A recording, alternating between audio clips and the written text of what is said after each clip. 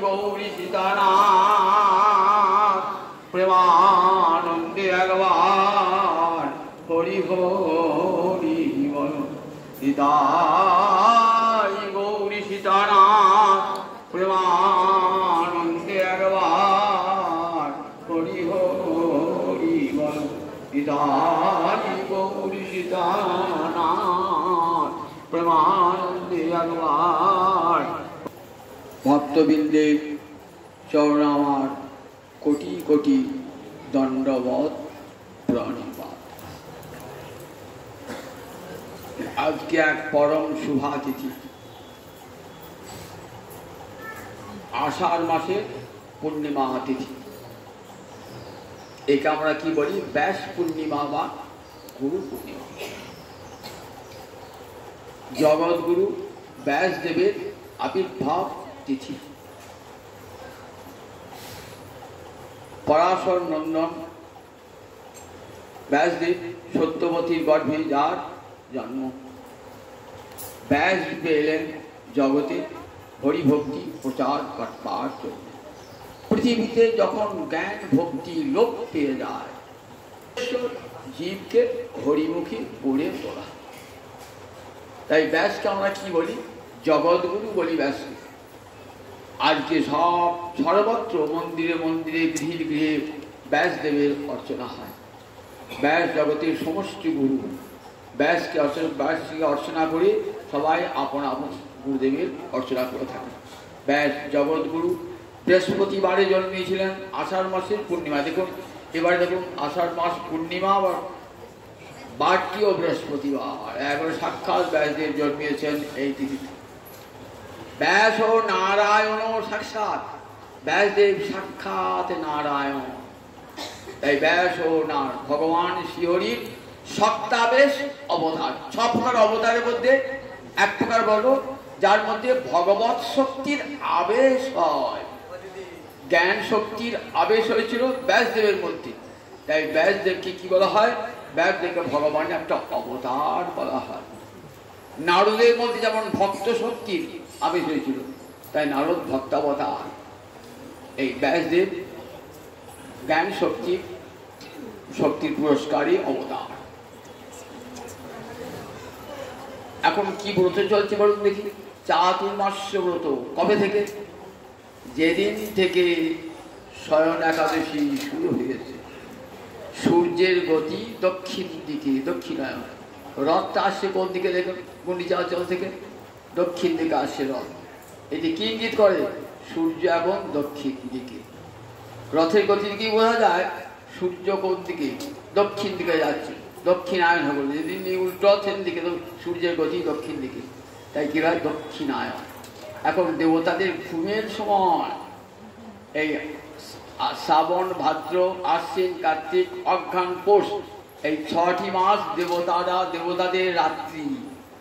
আমাদের যেমন 12 ঘন্টায় দিন 12 ঘন্টায় রাত্রি, তো দেবতাদের 6 মাসে একটা দিন 6 মাসে একটা রাত্রি। এখন দেবতাদের রাত্রি চলছে। সব ভগবান শ্রীহরি শয়নের সঙ্গে সঙ্গে সব দেবতারাও ঘুমিয়ে পড়লেন। তাই এই একাদশীর নাম কি হলো? দেব শয়নী বা হরি শয়নী একাদশী। এদিন থেকে আরম্ভ হলো চাতুর্মাস্য ব্রত। 4টে মাস ধরে ভগবান শ্রীহরির প্রীতিভরে সাধনা হবে। এখন আর চাতুর্মাস্য ব্রত অনেকেই করেন না, আবার করেন অনেকে। চাতুর্মাস্য ব্রতের অন্তর্গত হলো কার্তিক ব্রত বা দামোদর ব্রত। এই দামোদর ব্রতটাই অধিকাংশ মানুষ করে। যা 4টি মাস ধরে কিন্তু চাতুর্মাস্য ব্রত 4 মাস ধরে হয়। শ্রীমদ্ ভাগবতের প্রথম স্কন্ধে নারদ শুনিয়েছেন ব্যাসদেবকে চাতুর্মাস্য ব্রতের কথা। এই চাতুর্মাস্য ব্রতে কিছু করতে পারো না পারো 108 বার করে কাম গায়ত্রী জপ প্রত্যেক দিন করবে। 108 বার কাম গায়ত্রী জপ। আর নিয়ম করে হরি কথা শ্রবণ। 108 বার করে কাম গায়ত্রী জপ এবং ভগবান শ্রীহরির কথা শ্রবণ। অন্য কিছু পারো না পারো। কার্তিক ব্রতটা ভালো করে করুন, তাই হবে। এই পূর্ণ দিন এই পূর্ণ চাতুর্বর্ষ ব্রততে প্রতিদিন অবসর সময়ে বসে বসে হরিকথা শ্রবণ করতে হয়। আজকে আমাদের সেই সুযোগ হয়েছে চাতুর্বর্ষ ব্রতে হরিকথা শোনবার। ব্যাসদেবের আবির্ভাব তিথি, সেই ব্যাসদেব জগৎগুরু, তাই এই দিনটিকে আমরা শুধু ব্যাস পূর্ণিমা বলি না, গুরু পূর্ণিমা বলি। আপন আপন গুরুদেবকে পূজা করি। এই গুরু তত্ত্বটি না জানলে কিন্তু ভগবত তত্ত্ব জানা হয় না। আগে গুরুতত্ত্ব জানতে হয়, পরে ভগবত তত্ত্ব জানতে। ভগবানকে গুরুর কৃপাতেই ভগবত দর্শন হয়, তার পূর্বে ভগবত দর্শন হয় না। অখণ্ড মণ্ডলাকারং ব্যাপ্তং যেন চরাচরং তৎপদং দর্শিতং যেন তস্मै শ্রী গুরবে নমঃ। মণ্ডল মানে গোলাকার, অখণ্ড মানে খণ্ড নাই। এই পৃথিবীটা কেমন করে কি অখণ্ড মণ্ডল। এখানে শালগ্রাম শিলা দেখেছেন তো? শালগ্রাম শিলা অর্থাৎ গোটা বিশ্ব জুড়ে, পৃথিবী জুড়ে ভগবান শ্রীহরি রয়েছে, এটি শালগ্রাম শিলা জানিয়ে দেয়। অখণ্ড মণ্ডলাকার, পৃথিবী যেমন গোল তেমনি শালগ্রাম শিলাটি দেখবেন গোল, অখণ্ড গোল। ব্যাপ্ত কিছু না চলাচল বলছেন ভগবান শ্রীহরি, ওই শালগ্রাম শিলা ভগবান রয়েছেন না। ব্যাপ্ত যেন চলাচল, চর এবং অচল সন্ধি করে কি হয়? চরযুক্ত অচরম চরাচরম। চর মানে চরতি ইতি, যা চরে বিচরণ করে, অর্থাৎ মানুষ পশু প্রাণী, এরা হলো চর, এরা হলো জঙ্গম। আর অচর মানে যা চলতে পারে না, নদ নদী গাছপালা পর্বত, এগুলো কি? এগুলো সব কি বলি আমরা? স্থাবর বলি। স্থাবর জঙ্গমে সর্বত্র পরিব্যাপ্ত ভগবান শ্রীহরি। অখণ্ড মণ্ডলাকার ভগবান সর্বত্র ব্যপ্ত হয়ে রয়েছেন জগতে। স্থাবরে জঙ্গমে সর্বত্র তিনি ব্যপ্ত হয়ে রয়েছেন। সেটা চেনা দেখে তৎপদম, সেই পরম স্থানটিকে কে দেখিয়েছেন? তৎপদম দর্শিতম যেন।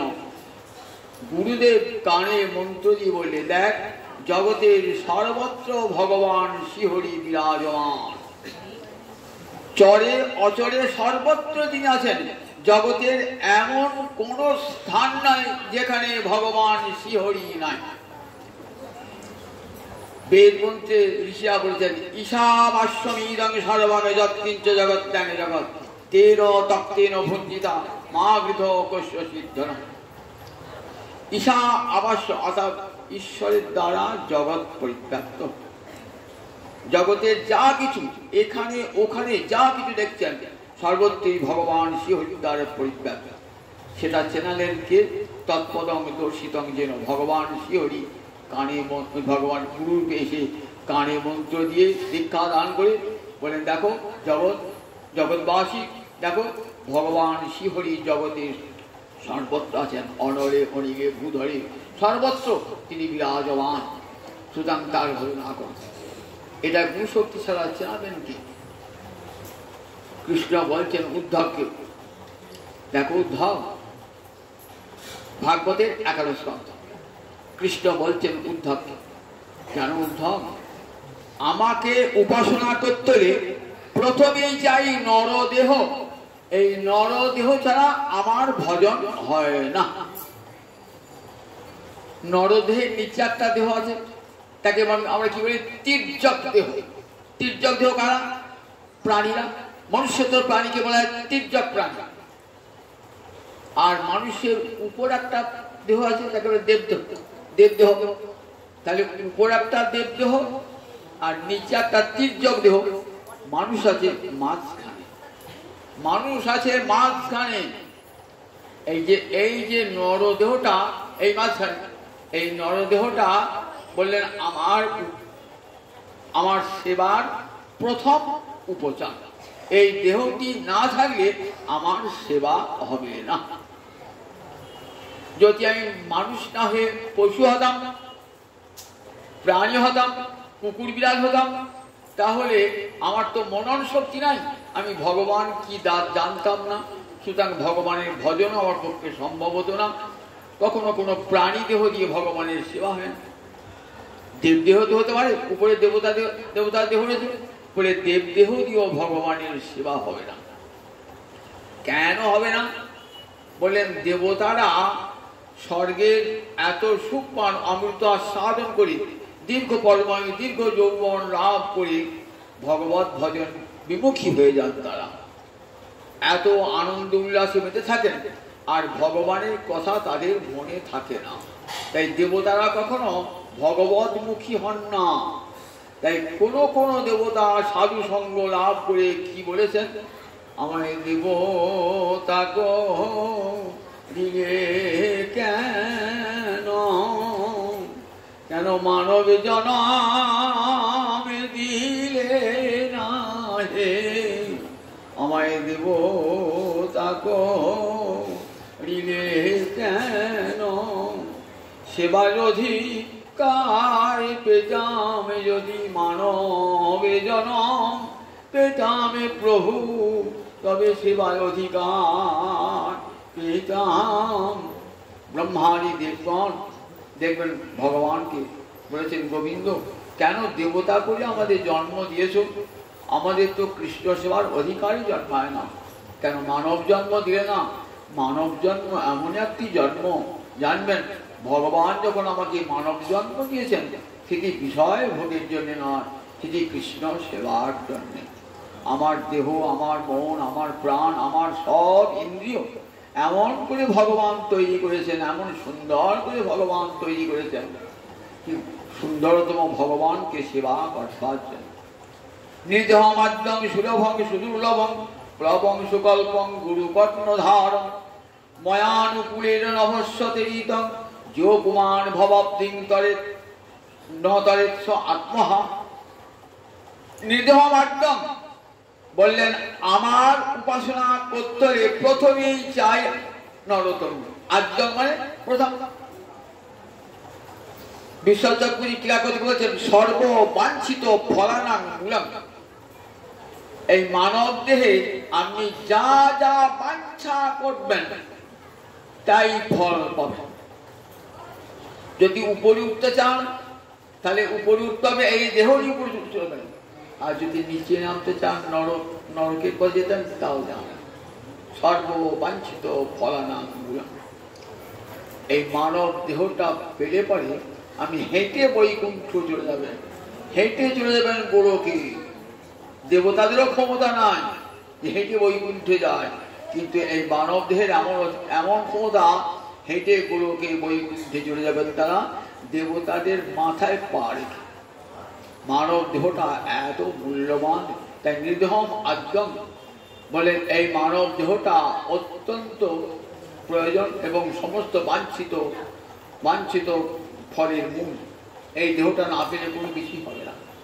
সর্ববাঞ্ছিত ফলানাঙ্গুলম প্রবং সুকল্পং গুরুকর্ণধারম নির্দেহ মাধ্যম সুলভং সুদুর্লভম বলে এই দেহটা সুলভ আবার সুদুর্লভ। সুলভ কাকে বলে? সুখে লভ্যতে যত্তৎ, সুখে যা পাওয়া যায়, অনায়াসে যা পাওয়া যায় তাকে বলে সুলভ। একটা জিনিস বাড়ির সামনে দোকানে পাওয়া যায়, কোথাও যেতে হবে না, বাজারও যেতে হবে না, চাইলে হাত বাজে, একবারে সুলভ। আর একটা জিনিস গোটা কাটোয়ায় খুঁজে পেলেন না, বর্ধমানে পেলেন না, কলকাতায় পেলেন না, শুধু দুর্লভ নয়, সুদুর্লভ। তাহলে মানব দেহটা একদিকে সুলভ আবার একদিকে সুদুর্লভ নয়, সুদুর্লভ। সুদুর্লভ কেন? সুদুর্লভ কেন বললেন, আপনি এই জন্মে মানব জন্ম পেয়েছেন তো গোবিন্দ দিয়েছি, গোবিন্দ করুণার দান। আমি যে বলেন আমি বহু দান ধ্যান করছি, বহু পুণ্যকর্ম করছি, আবার পরের জন্মে আবার মানব দেহই পাব। বললেন না, পুণ্যকর্ম করবার জন্য মানব দেহ দেন না। পুণ্যকর্ম করে তুমি চলে যাবে স্বর্গে, দেবতা হবে, দেব জন্ম লাভ করবি, দেব জন্ম লাভ করে ভগবত ভজন হবে না, আবার যে পুণ্য ক্ষয় হয়ে যাবে, আবার তুই মাটিতে নেমে আসবে, আবার তুই মাটিতে নেমে আসবে। কিন্তু বললেন সেই জিনিসটাকে বললেন সুদুর্লভ। বললেন মানব দেহ বাবা, ওই দেবতা হলেও মানব দেহ লাভ হয় না। বললেন সুদুর্লভ মানব দেহ, বহু জন্মের সাধনার ফল এই মানব দেহটা। ৮৪ লক্ষ জনই ভ্রমণ করে একবার এই মানব দেহ ভগবান দিয়েছেন পরীক্ষা করবার জন্য, যে এই দেহটা নিয়ে বিষয় ভোগ করো কেনা, দেখবার জন্য ভগবান দিয়েছে।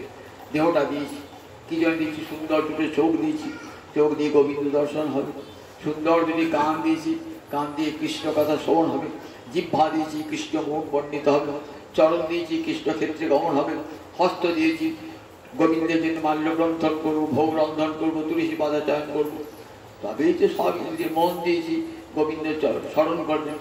সমস্ত ইন্দ্রিয় ভগবত সেবার অনুকূল। তাহলে দেখুন বললেন তাই সুদূর্লভ, বললেন কোটি কোটি পুণ্যজন্ম পুণ্য লাভ পুণ্য কর্ম করেও কখনো মানব দেহ পাওয়া যায় না, কর্মফল আপনাকে ভোগ করতেই হবে, সকর্ম ফলভোগ কুমার।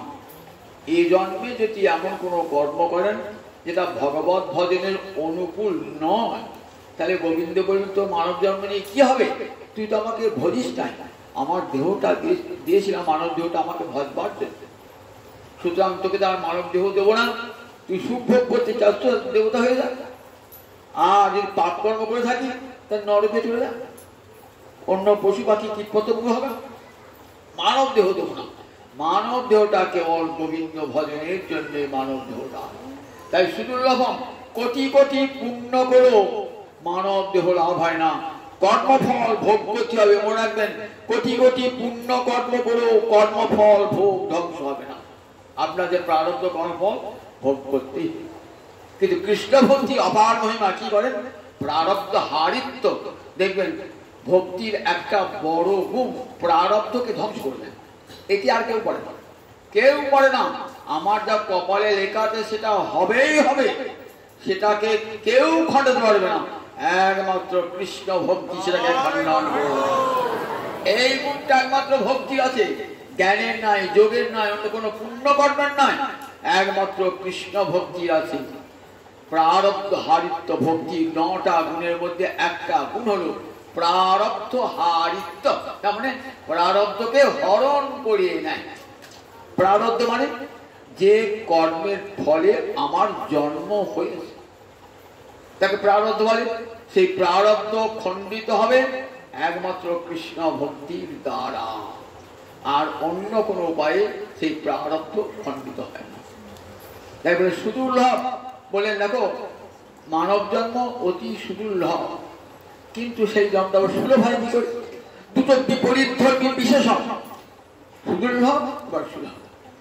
একটা জিনিসেরই একটা বিশেষ্য পদের দুটো বিশেষণ, এমন দুটো বিপরীত ধর্মী, একটা সুলভ একটা সুদুর্লভ।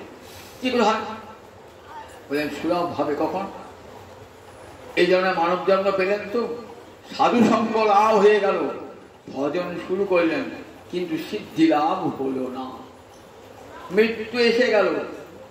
তখন যদি মনে মনে ভাবনা করা হয়, প্রভু সারাটা জীবন আমি কাটালাম বিষয়ে চিন্তা, আমার অন্তিমকালে সাধু সঙ্গ হলো, তখন বুঝলাম যে মানব জন্মটা গোবিন্দ সেবার জন্যে, কিন্তু সেটি তো আর পাবার উপায় নেই, আমি মুমূর্ষ অবস্থায় মৃত্যু ভোগ করছি, প্রভু যদি কৃপা করে আবার একটা মানব জন্ম দাও, তাহলে সেই জন্মের প্রারম্ভে সকাল থেকে তোমাকে ভজন করবো।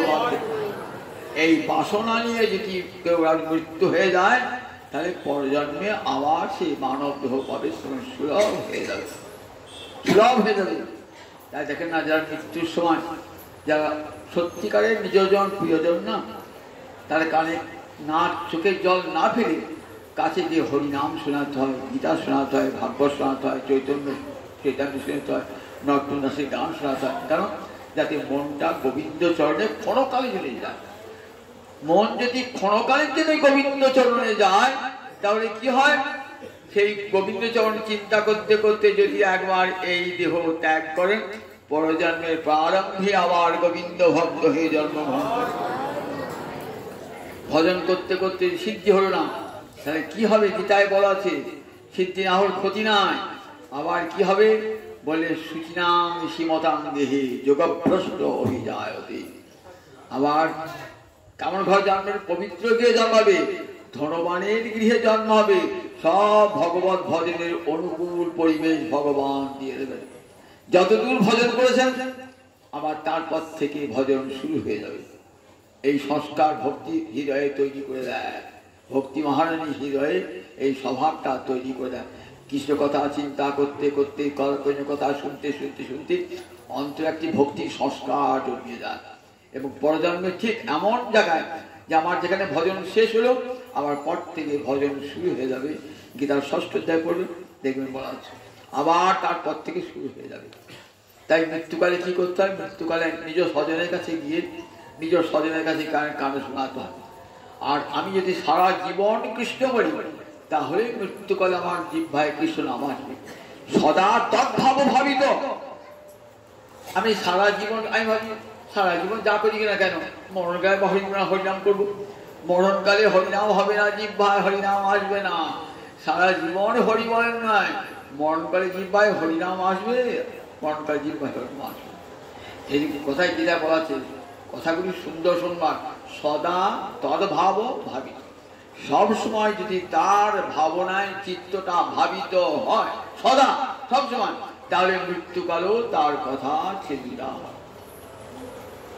মরণে যামতি শৈব গতির ভাবে, মৃত্যুকালে আপনার মতিটা যেমন হবে পরজন্মে আপনার গতিটা সেই রকম হবে। যদি তা না হতো তাহলে গীতার বাক্য মিথ্যা হয়ে যায়। গীতার কথা কখনো মিথ্যা হয় না। গীতা পিতৃবাক্য, সত্য বাক্য, ঈশ্বরের বাক্য, তা কখনো লঙ্ঘিত হয় না। আমি বলেন সুলভ হয় যখন ভজন মানব জীবন লাভ করে জীবনের শেষ প্রান্তে উপান্তে এসে সাধু সঙ্গ লাভ হয়ে গেল, তখন মনে হলো যদি আর কিছু বাঁচতাম তাহলে আমার ভজন সিদ্ধি লাভ হলো না ভজন। কিন্তু মনে মনে ভাবনাটা নিয়ে গেলেন তো পরে জন্মে আবার আপনাকে মানব দেহই দান করবেন, কারণ ভজন করতে চেয়েছেন তো আবার মানব জন্ম দেবেন। তাই সুলভ হয়ে গেল, সুখে গেল। নিদমাদ্যম সুলভম সুদুর্লভম প্লবম। প্লব মানে নৌকা, প্লব মানে নৌকা। নৌকাটা চলে কোথাও উপরে, নদীর উপরে, সমুদ্রের উপরে নৌকা চলে। তাই এই যে দেহরূপ নৌকা, সেই নৌকাটা চলবে কোন নদীর কোন সমুদ্রের উপর দিয়ে?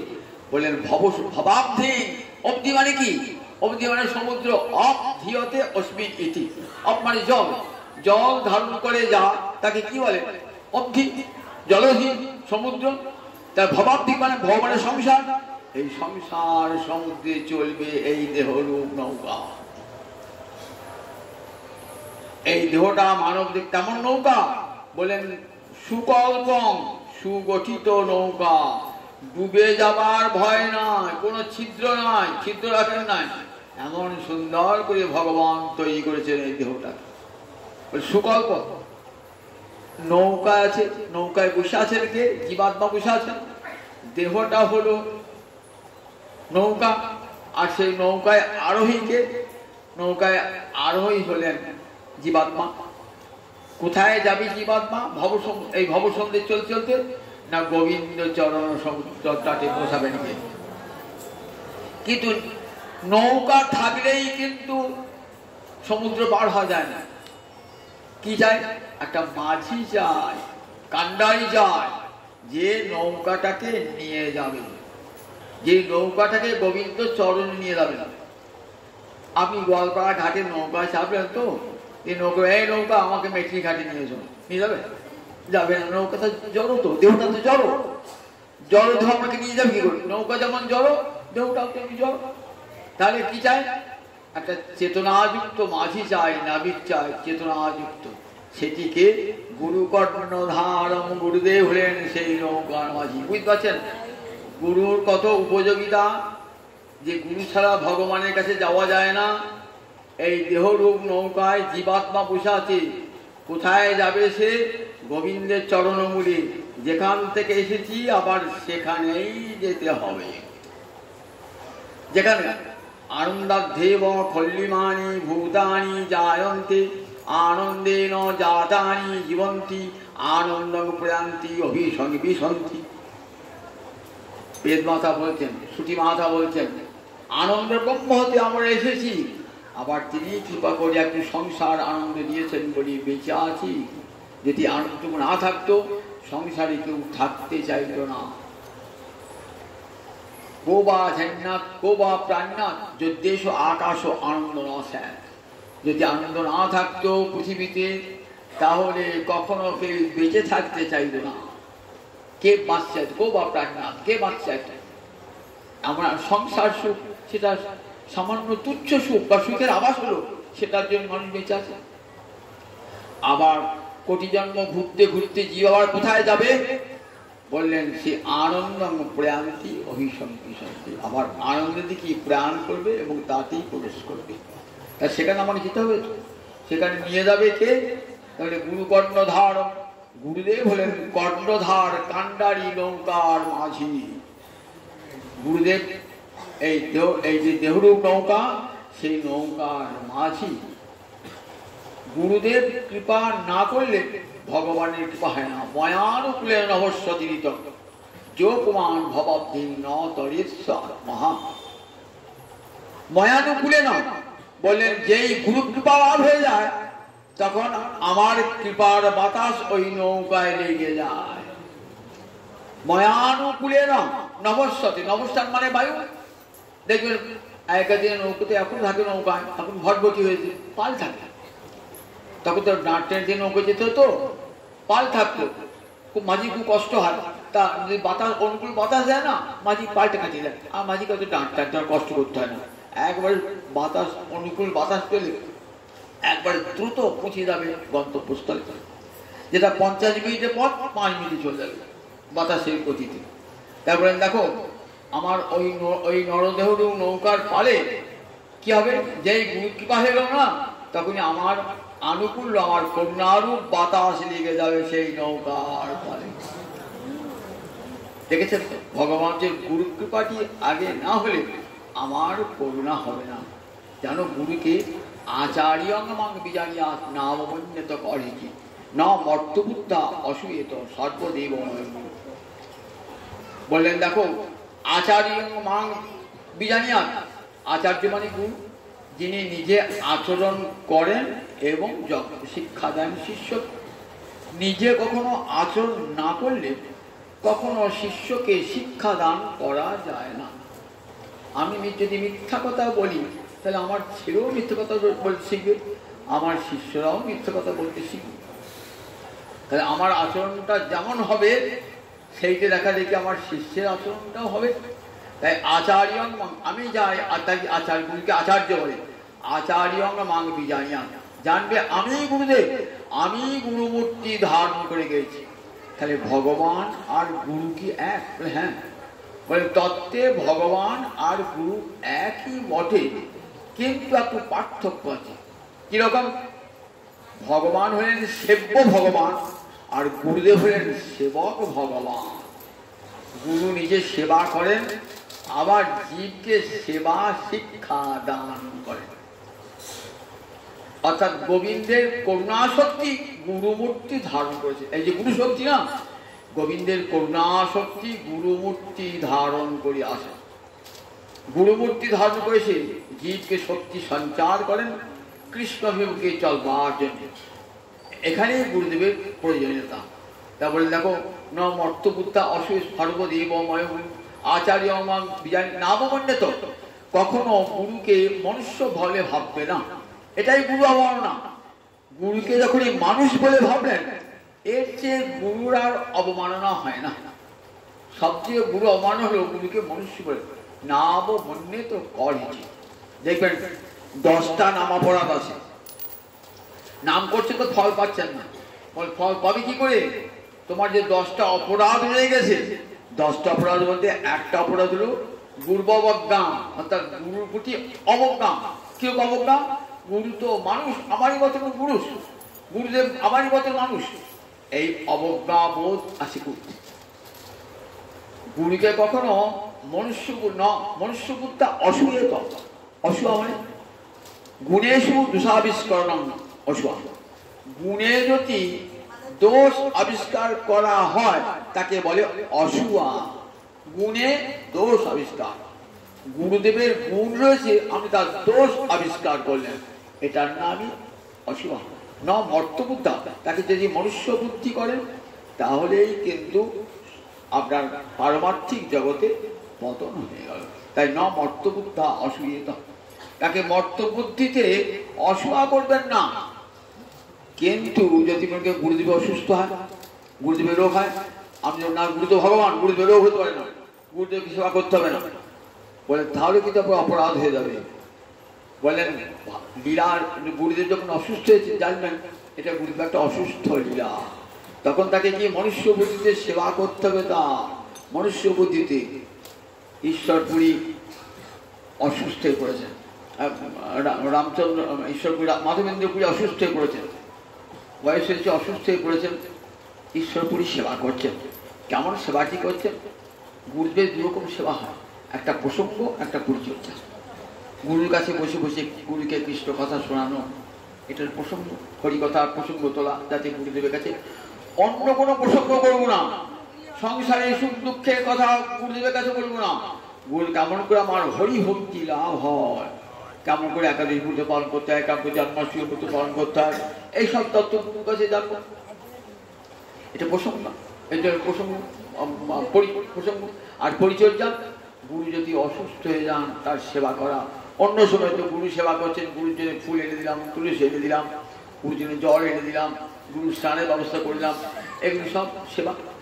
তা অসুস্থ হয়ে পড়েছেন মাধবেন্দ্রপুরী, তখন সেবা করছেন। একদিকে ঈশ্বরপুরী শোনান, হরিকথা শোনান গুরুদেবকে, কাঁদছেন, হে মথুরানাথ কবে তোমায় দেখবো, নয়ন জলে ভাসেন, বিছানায় পড়ে আছেন তো, রোগজর্জর দেহ মাধবেন্দ্রপুরী, আর কাঁদছেন, ওগো হে দীন দয়ার্দ্রনাথ, হে মথুরানাথ কবে তোমায় দেখবো, কবে তোমায় দেখবো, রোগ যন্ত্রণা ভুলে গিয়ে কেবল কাঁদছেন। আর ঈশ্বরপুরী কেবল কৃষ্ণ কথা শোনাতেন, আবার মল মূত্র নিজেই পরিষ্কার করছে। কি আশীর্বাদ করলেন? বললেন তোর হোক কৃষ্ণের প্রসাদ। বললেন তো কৃষ্ণের প্রসাদ, তুই কৃষ্ণের অনুগ্রহ লাভ কর। স্বয়ং ভগবান গৌরাঙ্গ হরি তার শিষ্য হয়ে গেল। কেমন গুরুদেবের কৃপা, ভগবান হয়ে এলেন শিষ্য তার কাছে। ঈশ্বরপুরী শিষ্য হয়ে গেলেন ভগবান গৌরাঙ্গ হরি, কেমন কৃপা। আর উল্টো দিকে দেখুন রামচন্দ্র পুরী কি করছেন, গুরুর কাছে থেকে বলছে, গুরুকে বলছেন আপনি তো পরব্রহ্ম, আপনি কাঁদছেন কেন, আপনার তো রোগ বলাই নাই, কিছুই নাই, আপনি তো পরব্রহ্ম, আপনি তো নিজেই কৃষ্ণ, কৃষ্ণ বলে কাঁদছেন কেন? বলে দূর হও তোমার কাছ থেকে, আমি কৃষ্ণ বিরহের জ্বালায় জ্বলছি আর বলছিস কেন তুমি কৃষ্ণ, দূর হও এখান থেকে। দেখলেন না শিষ্যকে তাড়িয়ে দিলেন রামচন্দ্রপুরীকে। দেখবেন চৈতন্য চৈতন্যতে রামচন্দ্রপুরীর কথা, রামচন্দ্রপুরী এই গুরুর পরিত্যক্ত হয়েছিল তো, বলে কি হলে দেখুন একবারে ভগবানের উপরে তো নিন্দুক, ভগবানকে নিন্দা করছে। মহাপ্রভু যখন রয়েছে পুরী ধামে না, মহাপ্রভুকে খুব সম্মান দিচ্ছেন, আমার গুরু ভাই বলে খুব সম্মান দিচ্ছেন রামচন্দ্রপুরীকে, আমার গুরুরই শিষ্য, খুব সম্মান দিচ্ছেন। বলছেন তুমি সন্ন্যাসী এত খাও কেন, সন্ন্যাসী এত ভোজন ভালো না। মহাপ্রভু যিনি এলেন না, যিনি রামচন্দ্রপুরী এলেন, সেই থেকে মহাপ্রভু খাওয়া কমে গেল, 4 ভাগের 1 ভাগ খান। সবাই বলছি প্রভু ওর কথা শুনে আপনি ভোজন ত্যাগ করলেন কেন, কেন ভোজন করবেন, কেন প্রভু তুমি নীলাচলে কতবার খাও, 52 বার খাও, নীলাচলে খাওয়া প্রভু, গোবর্ধনে কত 80 অন্ন খেয়েছো, কেন খাবে প্রভু?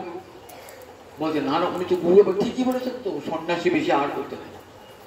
আমার একদিন নিচে কত পিঁপড়ে সার বেঁধে যাচ্ছে গম্ভীরার নদীতে, তা বলছেন তাহলে নিশ্চয়ই লুকিয়ে লুকিয়ে গৌরহরি মিষ্টি খান, নাহলে পিঁপড়ে যাবে কেমন করে।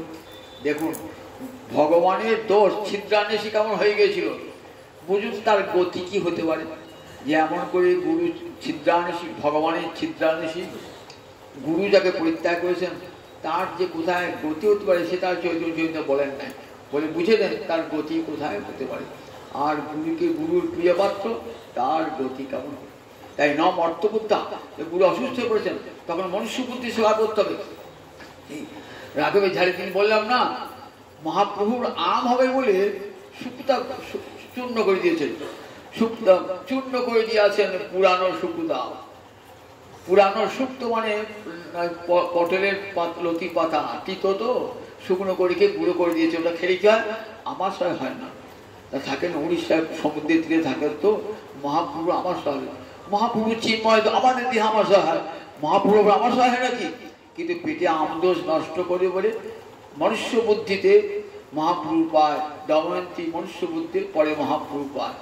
মনুষ্য বুদ্ধি করে এত ভালোবাসা, মনুষ্য বুদ্ধিতে ভালোবাসা, তাই অসুয়া করবেন না, ভালোবাসবেন মনুষ্য বুদ্ধিতে, কিন্তু কখনো অসুয়া করবেন না।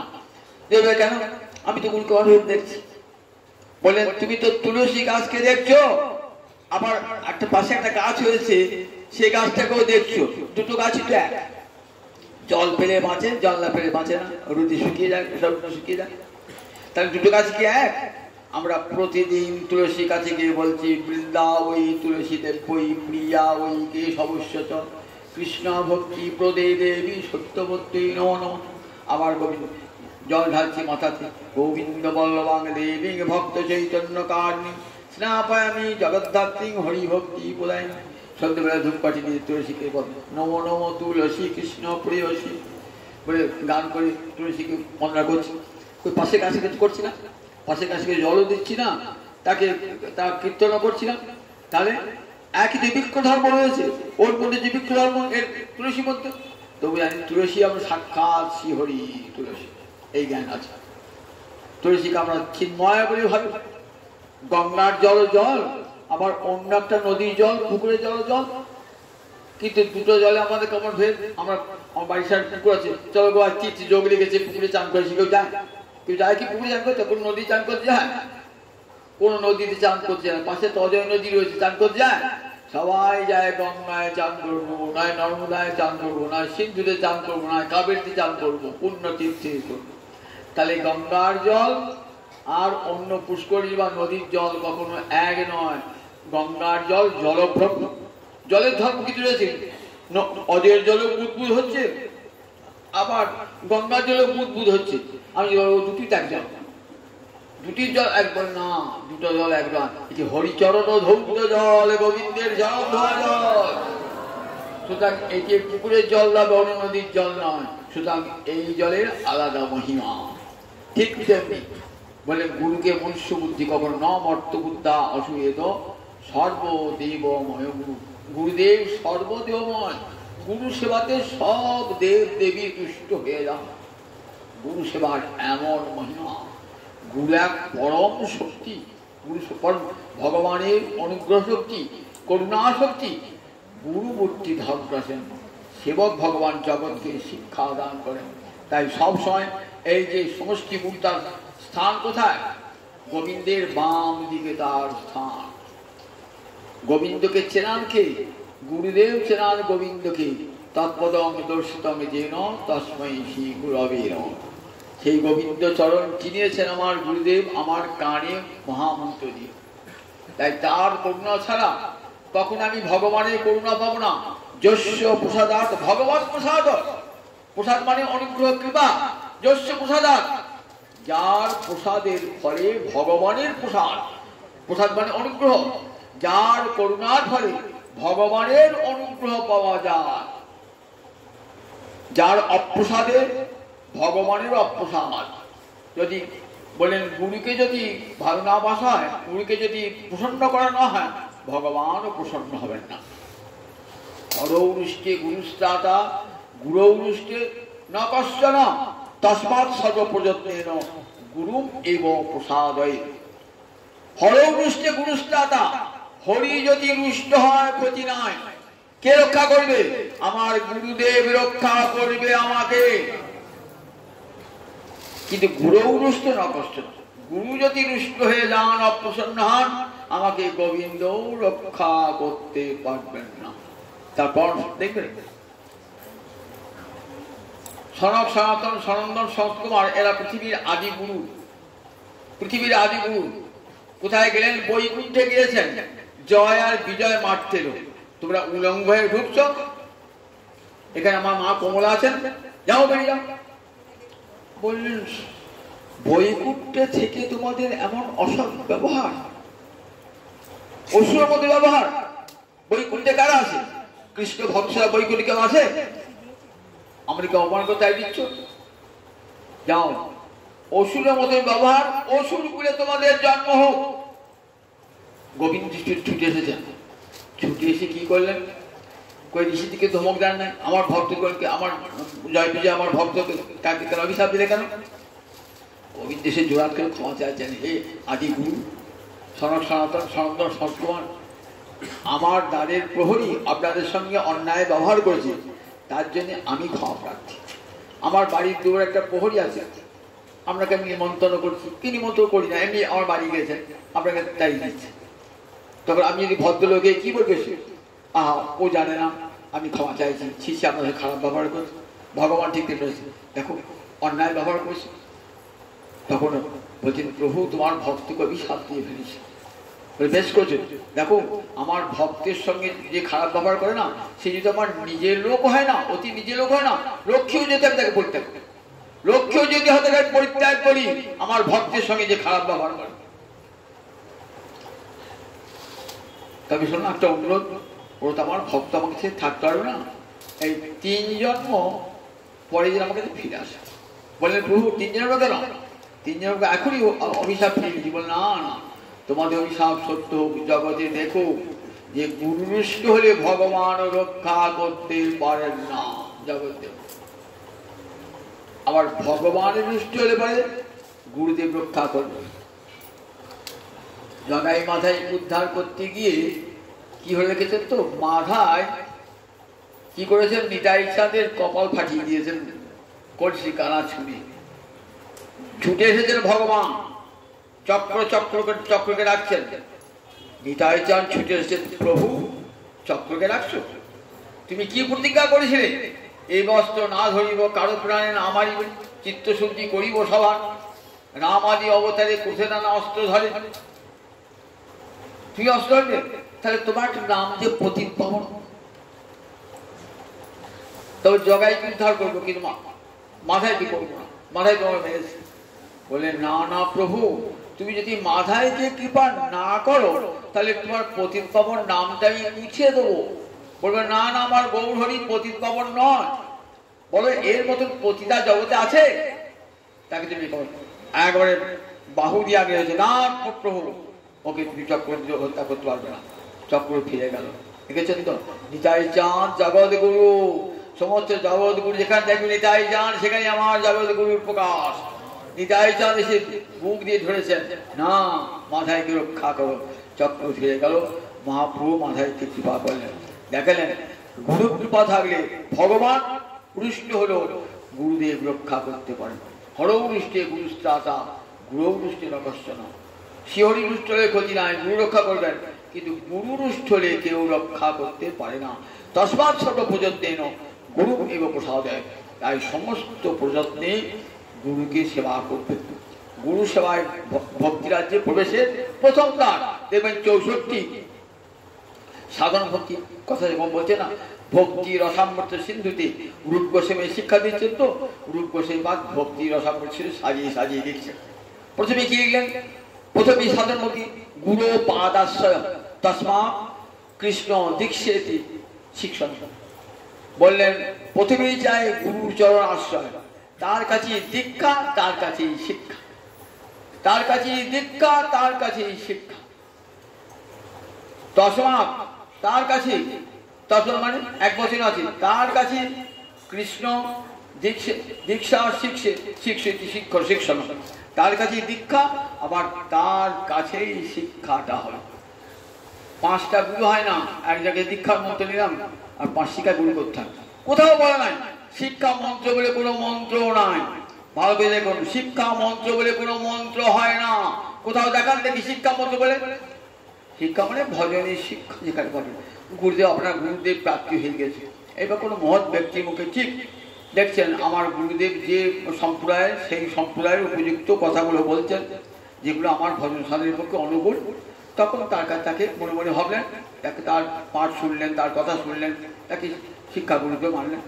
তিনি কানে মন্ত্র দিতে আসবেন না, শিক্ষাগুরু কখনো কানে মন্ত্র দিতে আসেন না। অনেক অবধি 24টা গুরু ছিল, গুরুধারী এক একজন 4টে 5 7টা করে গুরু। এমন বুড়বাগ লোক জগৎ আছে, 4টে 5টা 7টা করে গুরু আছে। একটা গুরুর কাছে মন্ত্র নিয়েছে, আবার একটা গুরুর কাছে মন্ত্র নিয়েছে, আবার একটা গুরুর কাছে মন্ত্র নিয়েছে। বলে শিক্ষাগুণিত হয়, 5টা শিক্ষাগুণিত হয়, কোনো জায়গায় বলা নাই। দীক্ষা যিনি গুরুদেব শিক্ষা দেবেন তিনি তো ভজন শিক্ষা দেবেন। যদি গুরুদেব ভজন শিক্ষা দেন, দান করতে না পারেন, তাহলে গুরুদেবের দীক্ষা দেওয়ার অর্থ কি? দীক্ষা দেওয়ার অর্থ কি? আপনি সেই গুরুকে কেউ শিক্ষা করতে পারেন, তাহলে গুরুকে অপমান করা হলো না। আমার গুরুটা দীক্ষা দিতে পারে, জানে না ভজন শিক্ষা, আমি ওকে দীক্ষা দিলাম। আজ যার কাছে দীক্ষা, তার কাছে এই শিক্ষা হতে হবে। দেখতে হবে যে আমার গুরুদেব শাস্ত্র প্রতিষ্ঠ পথে আমাকে শিক্ষাটা দান করছেন কিনা। গুরু বলেন যদি অবলিপ্ত হয় কোনো গুরুর অবলিপ্তস্য বললেন উৎপথ প্রতিপন্নস্য কার্যাকার্য অজানত, কোনটা কার্য কোনটা অকার্য জানেন না, কোনটা শাস্ত্রীয় সিদ্ধান্ত কোনটা শাস্ত্রীয় অসিদ্ধান্ত জানেন না। উৎপথ প্রতিপন্নস্য, খারাপ পথে গুরুদেব চলে গেছেন।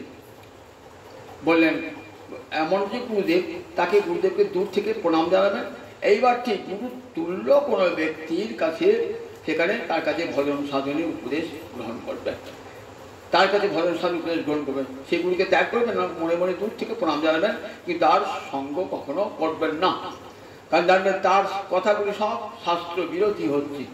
এবং আমি যা চাই, মনে করুন কোনো শাক্ত শৈবের কাছে আপনি দীক্ষা নিয়েছেন, কিন্তু মনটা আপনার কৃষ্ণ ভাবনা অনুকূল, তাহলে কি করবেন? তাহলে কি সেই শৈব সেই শাক্তের অর্ধ হয়ে যাবেন? কখনো তা নয়। আমি তো চাই বৃন্দাবনে যেতে, রাধা গোবিন্দের যুগল সেবা। সুতরাং শক্তি মন্ত্র, শৈব মন্ত্র, এগুলি মন্ত্র সবই মন্ত্র। এবার যা যা যে পথে যাবে, কিন্তু আমি চাই আমি যে পথে যাব আমার গুরুদের আমি সেই গুরু অনুসরণ করবো, যে গুরু আমাকে বৃন্দাবনের পথে নিয়ে যাবে, আমাকে গোলকের পথে যে নিয়ে যাবে যে গুরুদেব, আমি সেই গুরুর সন্ধান করবো। সমস্ত গুরুকে সম্মান জানাবো, জগতে যত গুরু শাক্ত শৈব যা যা গুরু আছেন সবাইকে সমস্ত মহৎজনকে সেবা প্রণাম জানাবো, ভক্তি জানাবো, শ্রদ্ধা জানাবো। কিন্তু উপদেশটি কার গ্রহণ করবো? দেখবো যিনি ভক্তি পথের যাত্রী, বৃন্দাবনের যাত্রী, একমাত্র তারই সঙ্গ আমি করবো, সেই মহৎজনের সঙ্গ আমি করবো। এটাই সাধুজনের নিয়ম। পাঁচটা জায়গায় ভুললে পরে কখনো এক জায়গায় পৌঁছানো যায় না।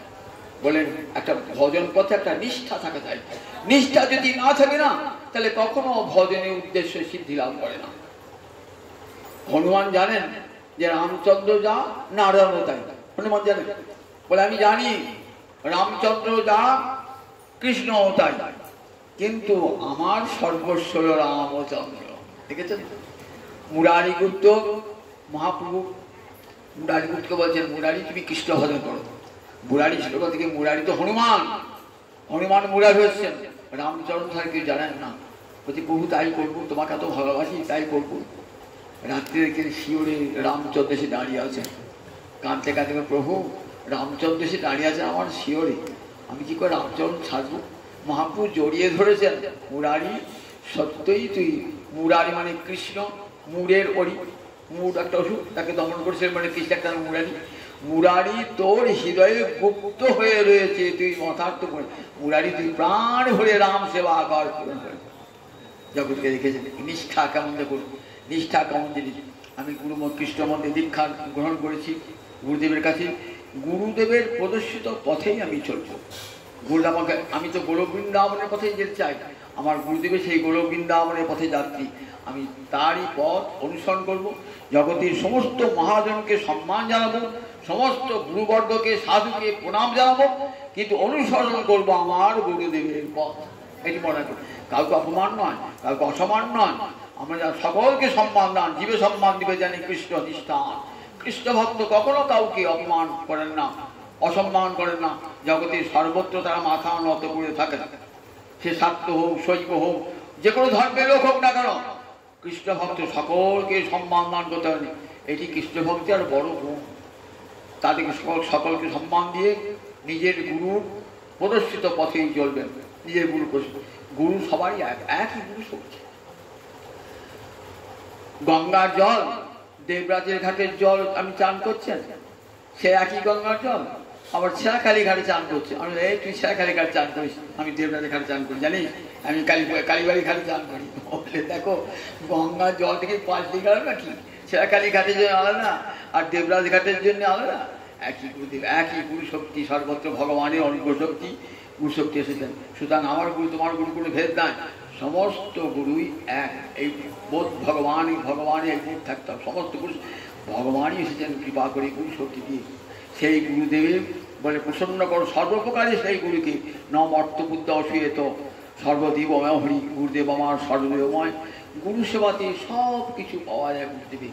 গুরুদেব ভগবান গুরুর কাছে এমন কৃতজ্ঞ, বলেছেন দেখো গুরুদেবের কৃপা না হলে আমার কাছে কেউ আসতে পারে না। যে জীব কৃষ্ণ বিমুখী তাকে গুরুদেব নিয়ে আসেন আমার কাছে। তাই আমি গুরুর কাছে চিরকৃতজ্ঞ। তাই প্রথমে কার পূজা করবে? সর্বাগ্রে গুরুদেবের পূজা করবে, তারপরে আমার পূজা করবে। সর্বাগ্রে গুরু পূজা দেখবেন আমাদের বৈষ্ণব ধর্মে আগে সর্বাগ্রে গুরু পূজা। ভগবানের বামে রয়েছেন গুরুদেব, এটি মনে মনে ভেবে সর্বাগ্রে গুরু পূজা। পৃথিবীর সব ধর্মে কিন্তু গুরুবাদ আছে, সব ধর্মে গুরুবাদ আছে।